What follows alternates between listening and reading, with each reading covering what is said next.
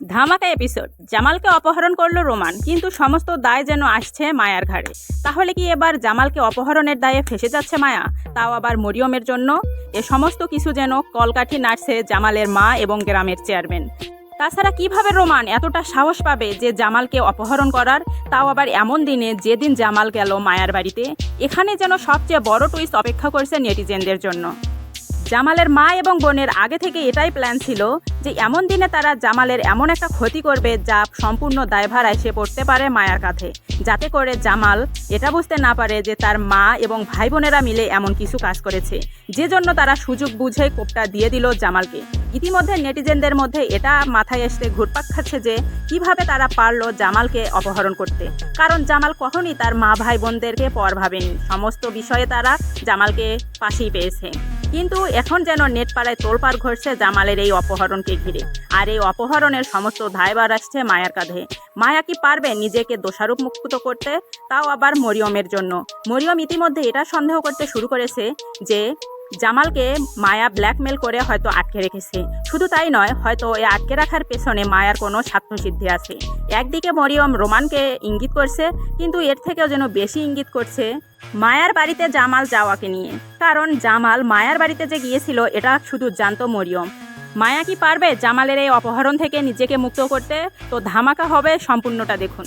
মায়ার মাথায় যেন আকাশ ভেঙে পড়ার মতো অবস্থা দাঁড়াবে, কারণ মায়া যখন মরিয়মের মুখ থেকে এটা শুনতে পারবে যে জামাল অপহরণ হয়েছে, তাও আবার এ সম্পূর্ণ দায়ভার কিনা মায়ার, তখন মায়া যেন কোনো কুল কিনারা খুঁজে পাবে না। শেষ মুহূর্তে মায়া এমনটা ভাববে যে কেন মরিয়ম তাকে ইঙ্গিত করছে, কিন্তু এত কিছু তো মায়া ইতিমধ্যে জানে না যে জামালের সঙ্গে কি কি ঘটতে চলেছে বা কি কি ঘটে গেছে। তখন মায়া এটা ভাবতে শুরু করবে যে জামালকে কি তার বাড়িতে ডাকাটাই সবচেয়ে বড় অপরাধ ছিল মায়ার। অপরদিকে মরিয়ম যেন কিছুতেই মায়ার কথা মুখ থেকে ফেলতে পারবে না, কারণ জামাল যখন বাড়ি থেকে চলে আসছিল তখন সম্পূর্ণটা জামাল বলে এসেছিল যে সে মরিয়মের বাসায় যাচ্ছে। তো একদিকে মরিয়ম মায়াকে ইঙ্গিত করবে এবং অপরদিকে মরিয়ম এটা ভাববে যে কোনোভাবে কি এর সঙ্গে রোমান জড়িত। আর রোমান যদি জড়িতও থাকে তাহলে কি সম্পূর্ণটা রোমান তার মায়ের বুদ্ধিতে করছে? তার মা কি সমস্ত কিছু জানে? হ্যাঁ বন্ধুরা, গল্পের সবচেয়ে বড় টুইস্ট যেন এখানেই অপেক্ষা করছে। কারণ রোমানের এমন কোনো অপকর্ম নাই যা তার মা এবং বোন জানে না, কারণ তার অপকর্মের সমস্ত কাহিনী এবং কার্যকলাপ তার মা এবং বোন জানতো। শুধু তাই নয়, টাকার লোভে তার মা এবং বোন রোমানকে অনেক কাজে উৎসাহ করত। তাহলে কি শেষমেশ জামালকে অপহরণের পেছনে রোমান যে কাজটা করেছে এর বিষয়ে কি রোমানের মার এবং গ্রামের চেয়ারম্যানের কোনো হাত আছে? অপরদিকে মায়া, সে কি পারবে নিজেকে দোষারোপ মুক্ত করে আসল অপরাধীকে ধরে দিতে? তো গল্পের মোড় ঘোরাতে চলেছে মায়া এবং মরিয়ম, যেখানে মায়াকে দোষের ভাগী করে মরিয়ম নিজের স্বামীকে উদ্ধার করতে চাচ্ছে।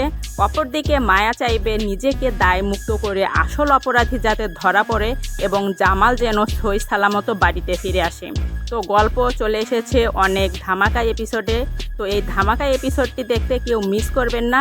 ইতিমধ্যে আপলোড হয়ে গেছে বদসুরত নাটকের 29 নং পর্বটি। তো যারা যারা এখনও দেখেননি অলরেডি দেখে নিতে পারেন প্রফেশনাল ইউটিউব চ্যানেল থেকে, ইগল ইসলামিক নাটক চ্যানেল থেকে। তো ইতিমধ্যে আমাদের এই চ্যানেলে জনপ্রিয় সব নাটকের আপডেট ভিডিওগুলো আপলোড করা হয়ে থাকে। তো যারা যারা এখন এই ভিডিওটি দেখলেন, বিন্দুমাত্র যদি ভালো লেগে থাকে অবশ্যই আমাদের চ্যানেলটি সাবস্ক্রাইব করে আমাদের পাশে থাকবেন। সেই সাথে নিত্য নতুন ভিডিও দেখতে বেল আইকনটি অন করে রাখবেন।